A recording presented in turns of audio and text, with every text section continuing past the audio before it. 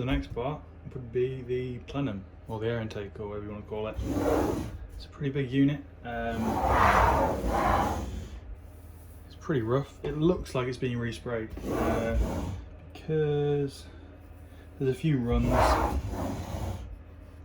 There's runs all over it, really. I'll get rid of that there. So, obviously in the past, I guess they tried to sort this out, but it's a pretty massive mess. Yeah, this is next. So, first the strip down. We'll see how that goes.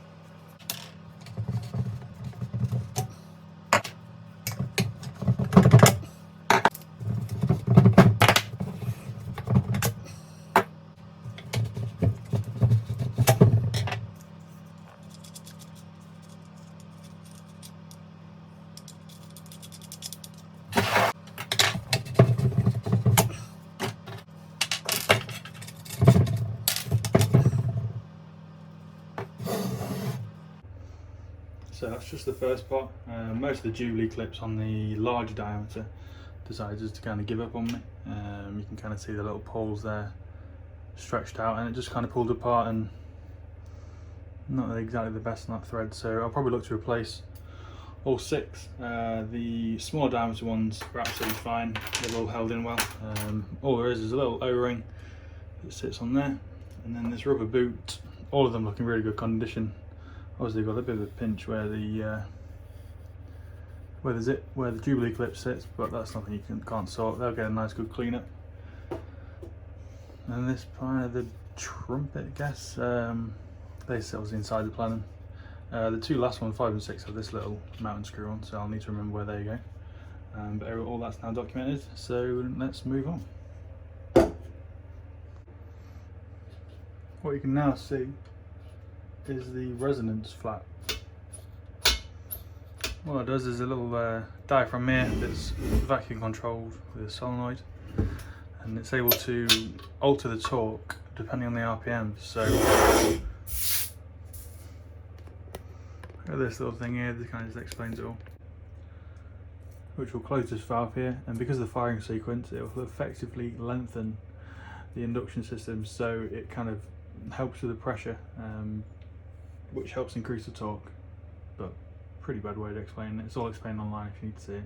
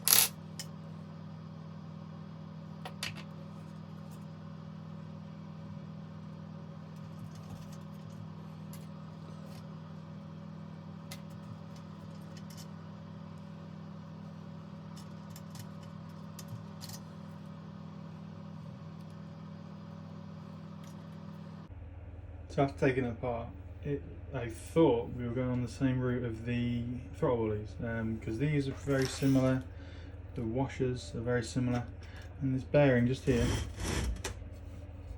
I thought I'd try and have a look at that number, and what I've got here is one of the old bearings from the throttle bodies, but unfortunately it's a different code, so they'll have to come out and we'll have to see what they are. The bearings on them are really nice, if I can open it. But while I'm here, there's no harm in changing them really. Just to show what's currently being moved from the resin flat. I'm going to leave this as is until I took a measurement there, just so then we can put it back to how it was. But obviously everything will be getting the treatment as usual. I'm going to see if I can remove these two parts. I want to go crazy. If they're going to stay on, they can stay on. I'll just try to kind of tighten them up as much as I can. I don't want to start affecting this. They are the parts so far. So to get to the screws that are on the other side of this, we need to take this part off, which comes off with all these E10 female torque screws. So it's a quick trip to the auto centre. We've now got some torque screws. I've always been after some of these, so I just thought I'd treat myself.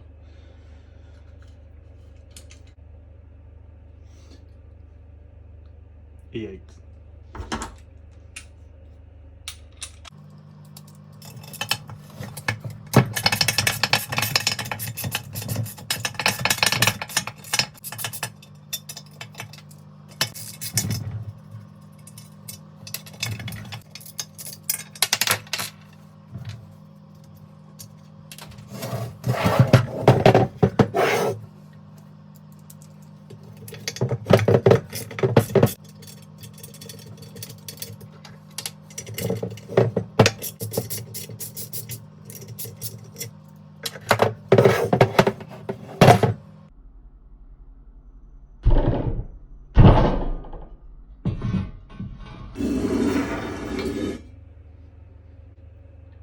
Looks like you've got some pretty just simple gasket sealant on it. It did grow onto the bolts quite well, as you see like around there. So that's what I'll be using to replace it. There we go, there's a part of it. So as you can see here, this is where the air comes in, into this chamber here, kind of come to this side or through the other. But with this chamber open, obviously that changes the resonance, and then over the certain RPM that will close to limit that. So these screws here don't look like they're being peened over like they would in the throttle bodies. So I'm going to give them a quick go on the screwdriver and hopefully they come out quite easily.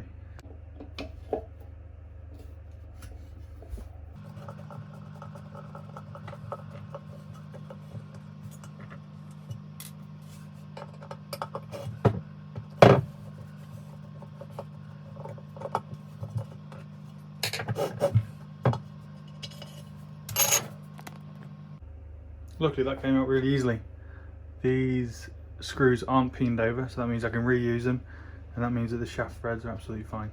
I will be using a bit of Loctite because these are quite, I wouldn't say loose, but they weren't tight. Now to remove this shaft, I'm presuming I have to remove this badge here. This is removable and replaceable because I'm going to get a new one. But the shaft seems to just about be there, and there's no circlips internally. So I guess there's an external circlip behind it. I don't know, I'll have a look.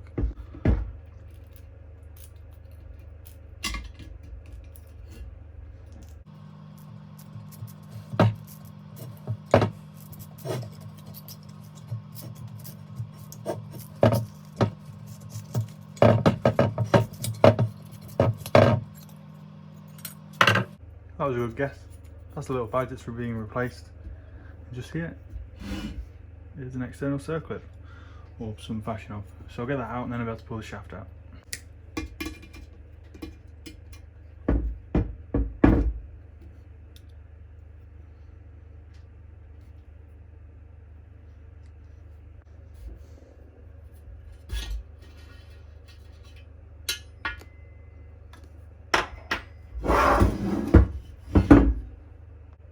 So just for my own reference, with the butterfly valve shaft, On the circlip side there is a single 0.5mm, and then on the actuator side with the nut on there is a 1mm, a 0.5mm and a 0.1mm, so 1.6mm on this side, 0.5 on the other. So to correct Google, these bearings are NLA. However, I will be removing them because you can get a different part, a HKS 08122RS that's the exact same dimensions, and they are the same as the throttle body shafts as expected. So that's good. I can pull them out now with my tools and we're on to the next bit.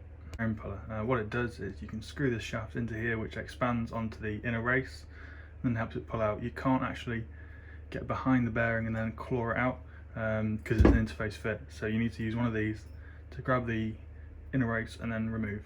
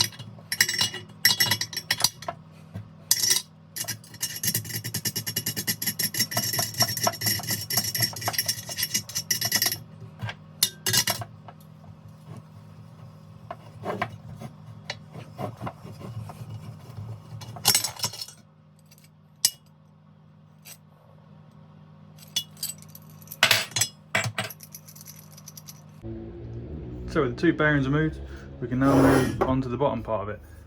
I think this is just an oil collector, and then there's a little solenoid and the rest of it.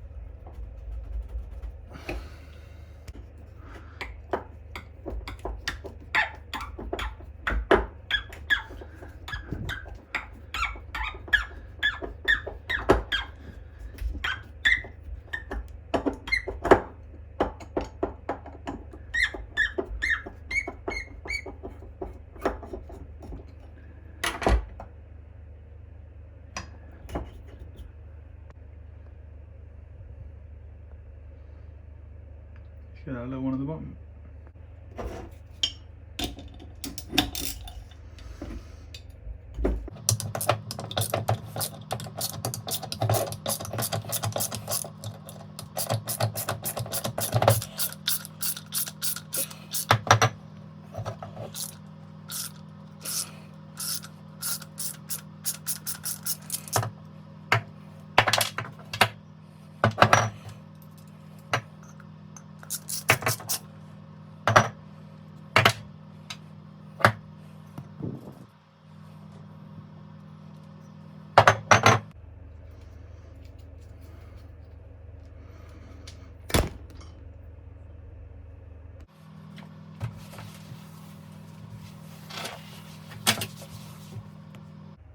Okay, and here are the parts for the bottom canister. They're pretty well stuck with some stuff on, so that's going to need a really good clean. All of this is pretty blocked. This will need replacing because it was snapped, and then obviously I've had to ruin it to get it off. Hopefully they're pretty easy to get hold of with it being rubber part. I may as well get 2 wire mat. This rubber mount is in pretty good condition, that should be okay. And this I look to sandblast and maybe zinc plate. If I'm happy with my current process, I will plate this just because that'll be a really nice little touch to it. Yeah, that's that part. And the final part to remove is this solenoid just here.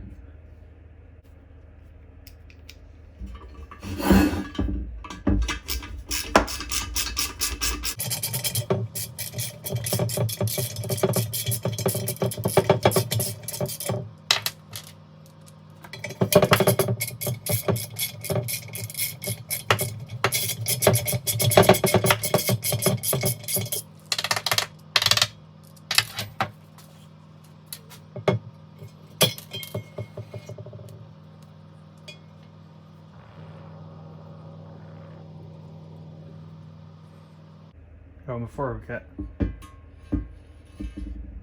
there's an O-ring here and then the stud as well.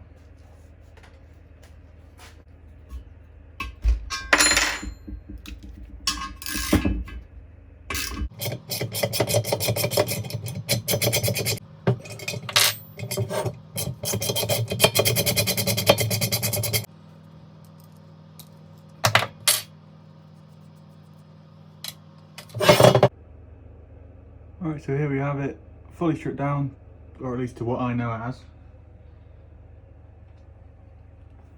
There's absolutely everything here that, including like the butterfly valve, butterfly shafts, the actuator, collection part, the M badge. Replacement wise, looking at the M badge, the little rubber mounts, and then these bearings. That should be about it. I've got a few other little bolts, nuts and washers that I can replace because I've just got spare ones already.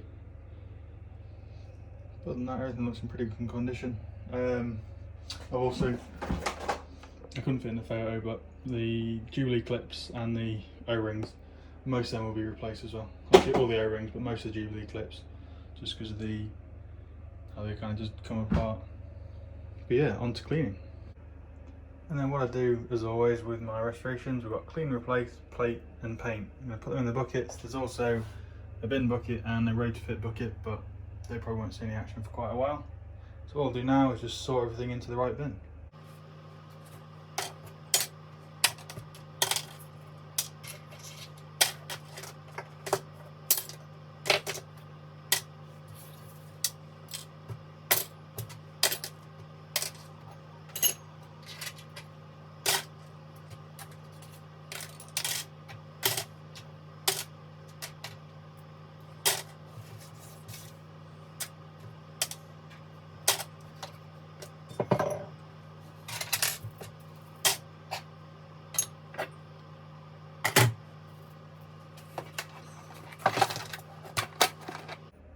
Did a quick change because we're out in the room. So we've got a replace box and then just a clean box. And then the done box is a bit bigger because there's quite a lot of bits. So off I go. Right, so this can go one of two ways.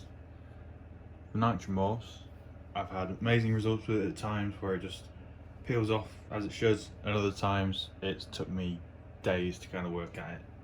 I've kind of found that a more liberal coat is always helpful, and then also a good bit of agitation before. So what I'm going to do now, just scratch everything up with a wire brush, then we can start stripping it.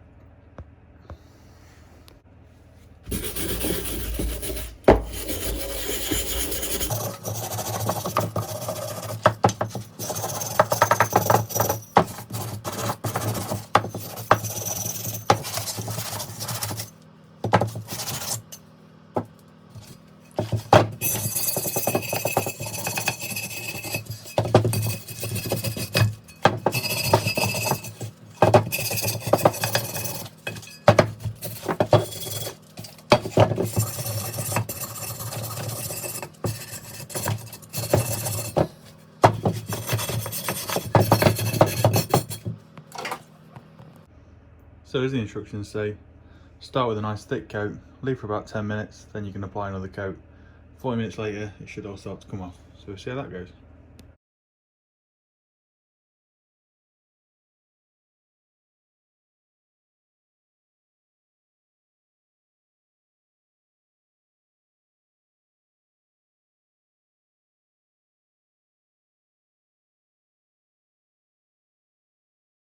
Just finished the first dab on that one, and already on the first one, it's looking like that.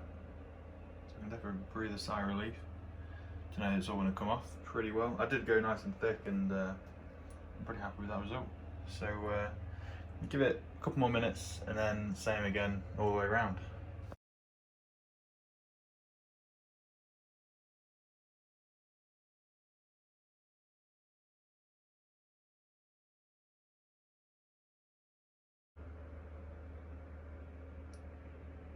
After the second go, looking pretty good. We've got about 10 more minutes yet before I take them outside and give them a good spray down and a good rub. The paint that I expected to be on here, it seems to be a lot tougher. And it's bringing up some weird surface. Hope that's not such an issue. You see that looking pretty good. Before I take it out to spray, I'll just show you how easy some of this paint's coming off.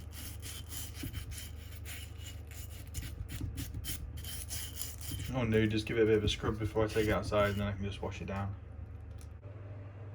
So after the first go with the paint stripper, definitely a good start. As you can see, some bits still stuck on. Usually I'll use the jet washer, but it's a bit too late and dark for that. So I'm gonna come back tomorrow when it's a bit brighter, kind of redo all the areas where it's sticking. Obviously there's really not much with this, but in here there's quite a bit stuck around everywhere. It usually can depend on the heat, I've found, or where oil can sit. So if oil sits in an area, then the paint's pretty much immaculate and pretty hard to get off. And then kind of the areas that are more exposed just peel off really. This bit came up really good to say how it is, but obviously there's still more to get. Should be able to finish that tomorrow. So after a pretty big task trying to get all this paint off, I'm pretty much getting there now. I'm getting quite happy with the finish. I tried to give this one a bit of a wire wheel, but I'm not really happy with it. I'm going to work on a bit more, and then I'm going to start masking up so we can look at the primer.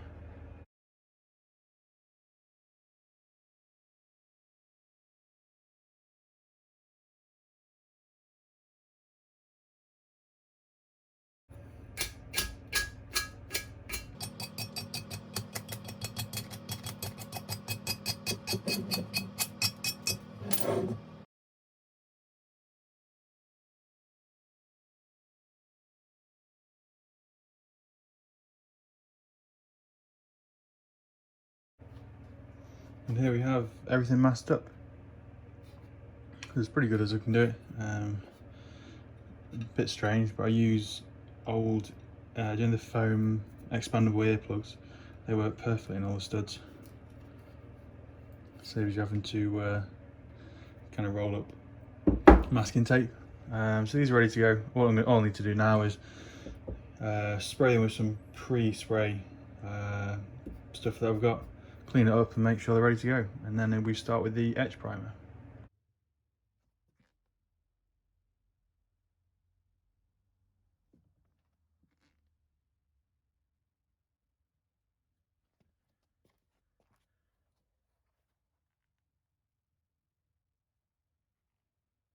Okay, so I was making a bit of a mess in the garden. Just so you know, VHT Wrinkle Plus is what I've used, and this is 3 heavy coats as it says, and it's quite a glossy finish. You can kind of see the casting marks as such. So what I do now is apply the heat gun for probably say about half an hour, and then it can really wrinkle up and kind of pull together, and that's when you start to get the really nice kind of wrinkle effect. So I'll just show you that.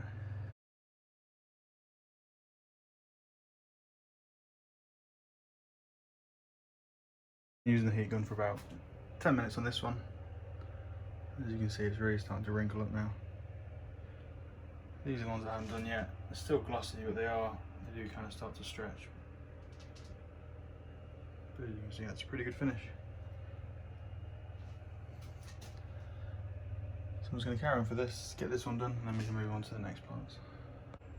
Right, so after about half an hour, got it all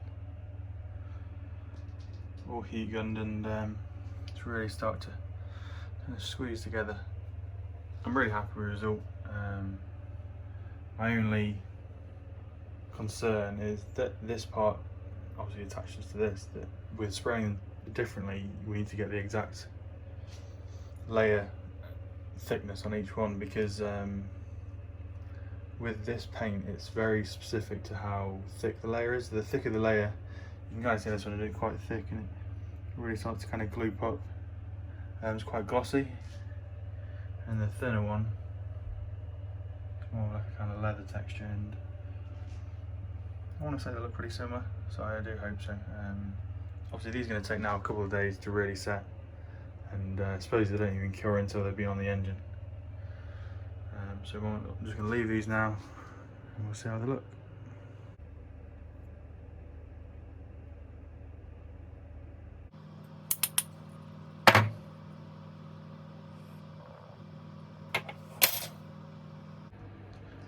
So next on the list is zinc plating. That's this basket here.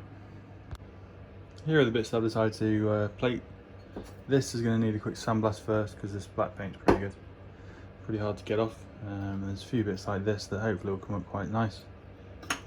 And then the bolts are in really good condition. There's no oil on them whatsoever, so they can kind of go straight in the muriatic acid and start burning up. This whole process I've shown before on my zinc plating video. I'm not going to do it again because otherwise this video is going to be absolutely massive. So that can all be shown there. But I'll just kind of show you the steps. Each step that I've done, I'll show you a quick view of them all.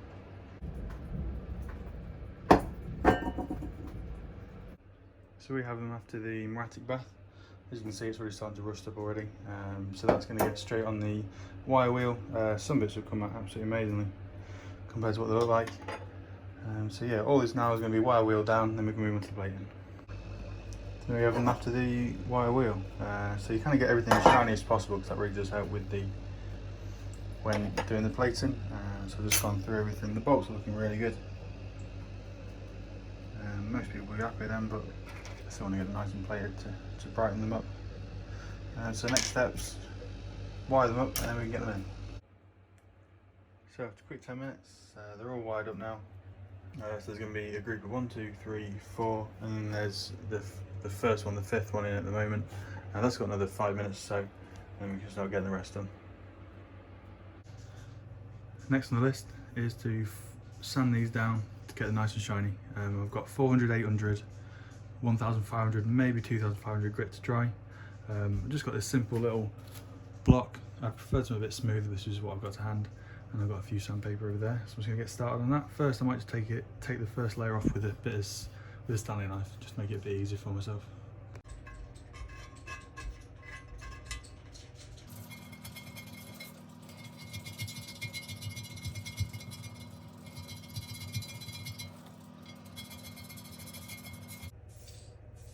And to start with the 800 grit, I've just mashed it off just to make sure I don't damage anything. I'm going to start with this and just start giving it a bit of a rub.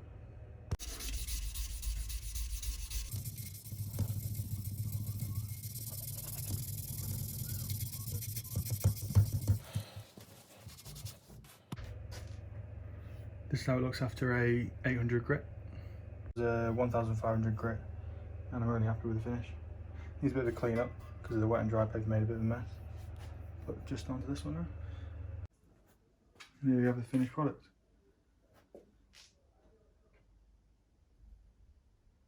As I said before, there's a few casting marks, but other than that, this one's turned out really good. So now it's time to build it up. These are all the bits as shown before.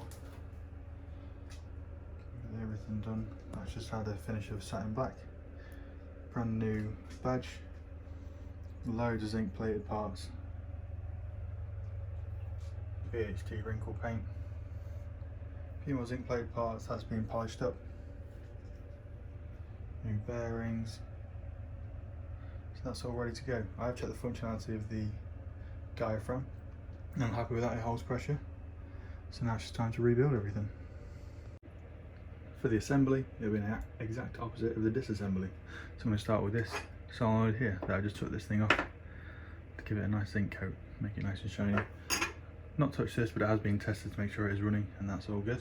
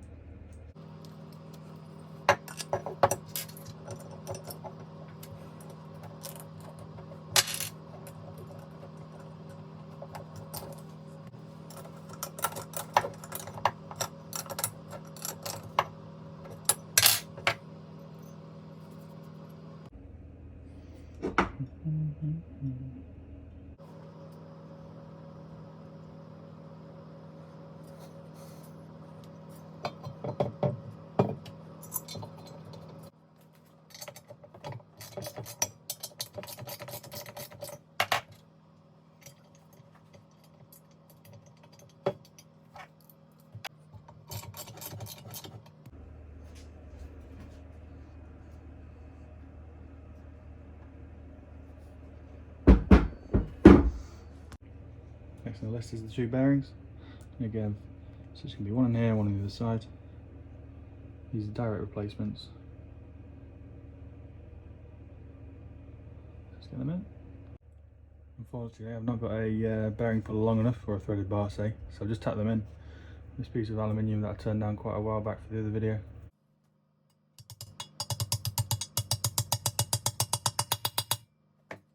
Referencing a clip from earlier. This is the direction of the shaft with the small washer and the circlip, and these are the washers for the other side. So what I'm going to do to connect the circlip, put the washer in, then we can drop it down. Just mind that these are both double seal bearings, so you don't want to be ripping the seals on this sharp edge here, so I'm just going to be nice and gentle putting that back in.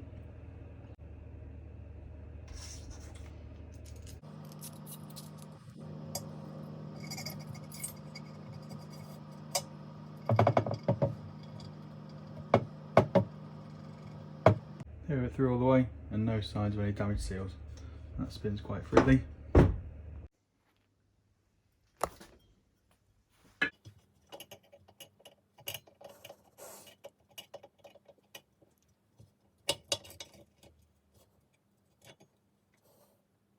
The butterfly valves are very similar to the ITBs, however they had a pinged over edge, but these ones don't, I guess because it's not so important.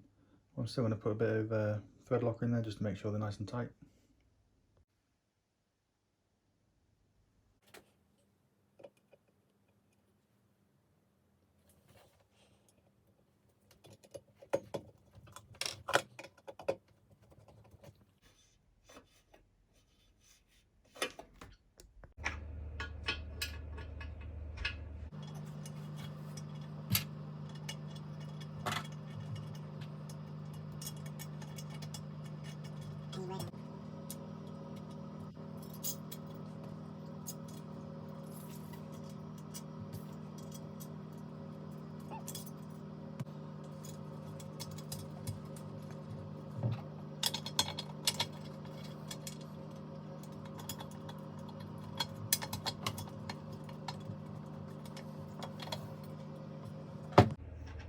unfortunately just found out this doesn't fit, as this is an M10 fine thread, this is just an M10 standard thread.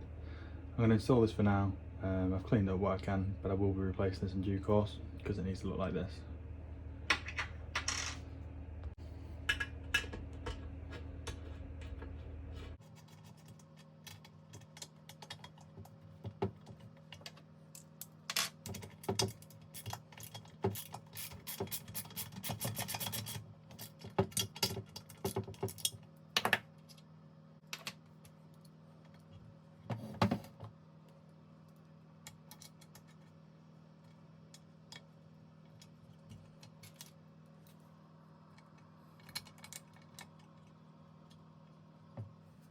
Bit of messing around, but I got the lock nut on the wrong side. So when I was operating, it wasn't opening correctly. You can see now, it's stopped just as it limits out inside of there, as it should. Final step is a bit of gasket sealant, just on this, and then they can go together.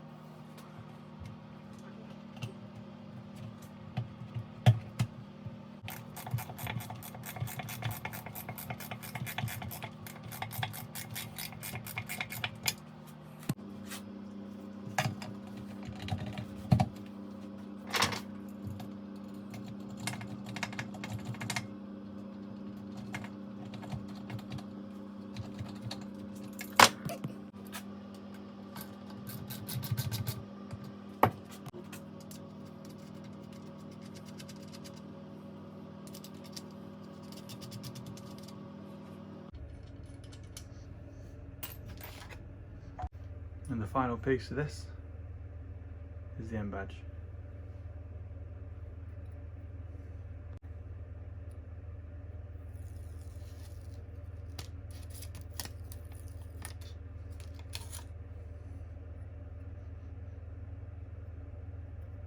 Just thought I'd better stop filming and get a nice view of this.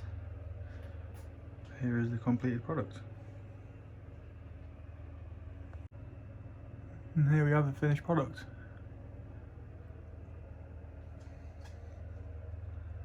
I'm pretty happy with how it finished out. Happy with the VHT, pretty good mix over the two parts and with all the little plated parts. Really make this look nice. I'll just spin it over to the other side.